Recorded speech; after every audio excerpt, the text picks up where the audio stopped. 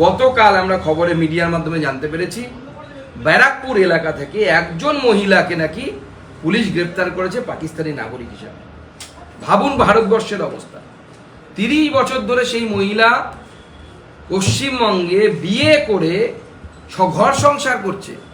তার আশেপাশের লোকজন, সরকার কেউ জানেই না যে সে পাকিস্তানি নাগরিক।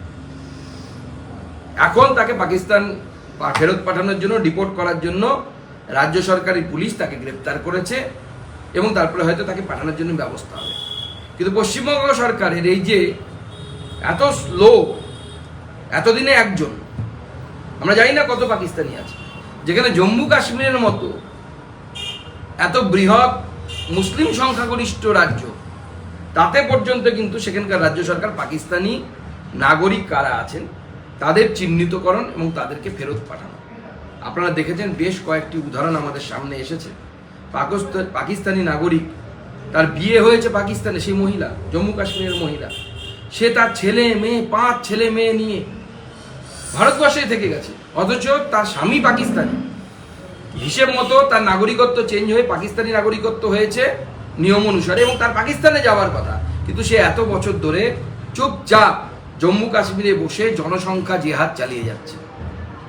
জনসংখ্যা বাড়িয়ে যাচ্ছে, 5টা 6টা করে ছেলে মেয়ে নিয়েছে, তারা আবার বিয়ে থা করেছে, তাদের ছেলে মেয়ে হয়েছে এবং তারা পশ্চিমবঙ্গ এই ভারত সরকারের সমস্ত সুযোগ সুবিধে, ভোটার কার্ড, আধার কার্ড, বিনা পয়সায় চাল, সমস্ত সুযোগ সুবিধে ভারত সরকারের আপনার আমার ট্যাক্সের টাকা, তাদের টাকা এই পাকিস্তানিরা বছরের পর বছর প্রতিপালিত হচ্ছে। আমরা এই প্রতিবাদে অর্থাৎ সমস্ত পাকিস্তানিদেরকে ভারতবর্ষ থেকে তাড়াতে হবে। খোঁজো এবং ধরো এবং তারপরে ফেরত পাঠাও, এই 3টে আমাদের দাবি। অর্থাৎ খুঁজে বের করো কোথায় পাকিস্তানি আছে, পাকিস্তানি নাগরিক আছে, তাদেরকে ধরা হোক এবং তাদেরকে ফেরত পাঠানো হোক। এই দাবি নিয়ে আমরা আগামীকাল প্রত্যেক প্রশাসনিক জেলা কেন্দ্রে পশ্চিমবঙ্গের আমরা বিক্ষোভ সমাবেশ বা অবস্থান বিক্ষোভ এই ধরনের কার্যক্রম করতে চলেছি। দক্ষিণ দিনাজপুর জেলাতেও আমাদের জেলা সভাপতি স্বরূপ চৌধুরীর নেতৃত্বে ডিএম অফিসের সামনে আগামীকাল লাগাতার ধর্ণা হবে, আগামীকাল একদিনের জন্য, এবং সেই ধর্ণার পর আমরা ডিএমকে ডেপুটেশন দেব এবং ডিএমকে অনুরোধ করব যে তারা যেন রাষ্ট্রপতির কাছে সেই ডেপুটেশন পাঠায়, মুখ্যমন্ত্রীর কাছে সেই ডেপুটেশন পাঠান, যাতে পশ্চিমবঙ্গে বসবাসকারী এইভাবে লুকিয়ে যে সমস্ত পাকিস্তানিরা বসবাস করছে সেই সমস্ত পাকিস্তানিদেরকে চিহ্নিতকরণ করে তাদেরকে ধরে তারপরে তাদেরকে তাদের দেশে অর্থাৎ পাকিস্তানে পাঠানোর জন্য ব্যবস্থা হয়। এখনো পর্যন্ত আপনাদের কাছে কি পরিসংখ্যান রয়েছে এই রাজ্যে বা ভারতবর্ষে কত পাকিস্তানি এরকম থাকতে পারে? দেখুন, রাজ্য সরকার এখনো পর্যন্ত খোলাসা করে কিচ্ছু বলেনি, কারণ সব ভিসার ডকুমেন্টেশন কেন্দ্র সরকারের কাছে থাকে না, কিছু রাজ্যের কাছেও থাকে। সেজন্য রাজ্য সরকার এখনো পর্যন্ত কতজন পাকিস্তানি আছে, কতজনকে ডিপোর্ট করা হয়েছে, কতজনকে অ্যারেস্ট করা হয়েছে, কিচ্ছু কোনো প্রেস কনফারেন্স করে বা প্রেস বিবৃতি দিয়ে রাজ্য প্রশাসনের তরফ থেকে জানানো হয়নি। মিডিয়ার মাধ্যমে আমরা জানতে পেরেছি গতকাল ব্যারাকপুর অঞ্চল থেকে একজন মহিলাকে নাকি পুলিশ গ্রেপ্তার করেছে, যিনি পাকিস্তানি নাগরিক, চন্দননগর থেকে গ্রেপ্তার করেছে। আমি ব্যারাকপুর বলছিলাম, ওর কমিশনারেট, হুগলি কমিশনারেট আন্ডারে তাকে গ্রেপ্তার করা হয়েছে এবং তাকে আগামী দিনে হয়তো ফেরত পাঠানো হবে।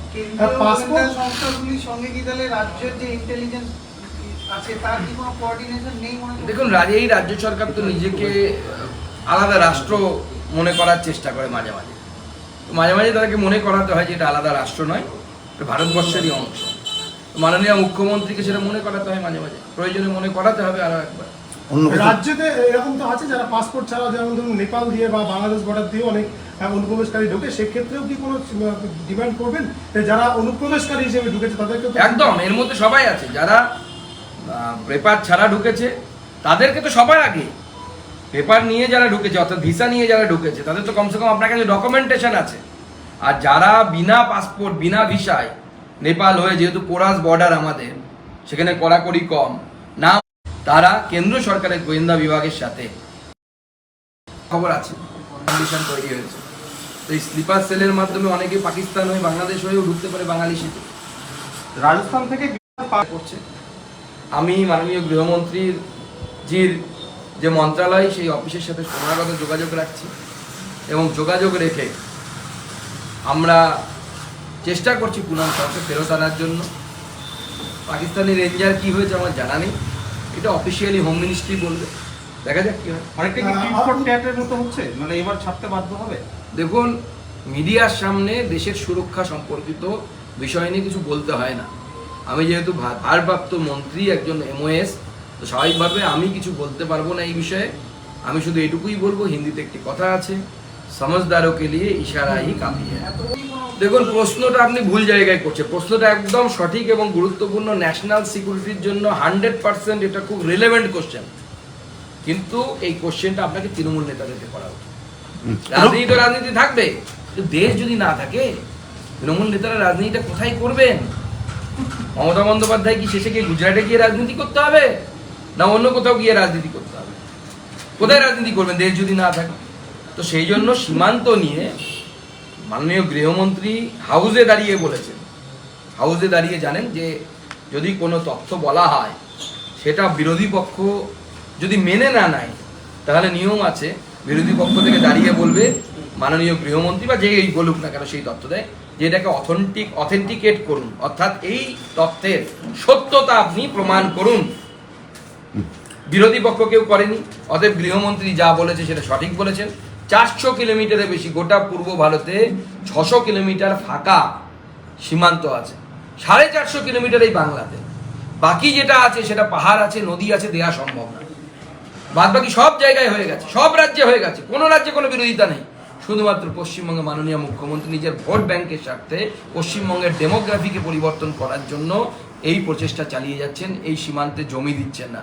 ওনার উদ্দেশ্য বাংলাদেশ থেকে এসে মুসলিম অনুপ্রবেশকারীরা তারা এখানে আসুক, ওনার ভোট ব্যাংক বাড়াক, ওনার শেখ শাহজাহান, ওনার শেখ সুফিয়ান, ওনার আরো জাহাঙ্গীর থেকে শুরু করে এরা যারা আছে, পাড়ায় পাড়ায় জাহাঙ্গীর হোক, দুয়ারে জাহাঙ্গীর প্রকল্প, দুয়ারে শেখ শাহজাহান প্রকল্প উনি সফল করতে চাইছেন। মাটিগাড়াতে আজকে সেনাবাহিনীর ক্যাম্পে ঢোকার অভিযোগে গ্রেপ্তার হচ্ছে আসিয়া খান।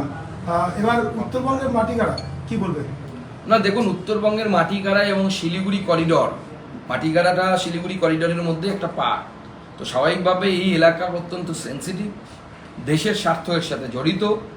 BSF ক্যাম্পে কেন বা সেনা ছাউনিতে কেন ঢুকতে গেছিল, তার গ্রেপ্তার হয়েছে, তার তদন্ত হবে আগামী দিনে, সেটা বেরোবে, সকলের সামনে আসবে। কিন্তু আমাদের অর্থাৎ রাজ্যের সাধারণ মানুষ থেকে শুরু করে মুখ্যমন্ত্রী থেকে শুরু করে সবাইকে এই বিষয়ে যথেষ্ট সচেতন হওয়া উচিত বলে আমার মনে হয়। আমাদের ভিডিও ভালো লাগলে লাইক এবং শেয়ার করুন। কমেন্ট সেকশনে গিয়ে জানান আপনাদের মতামত।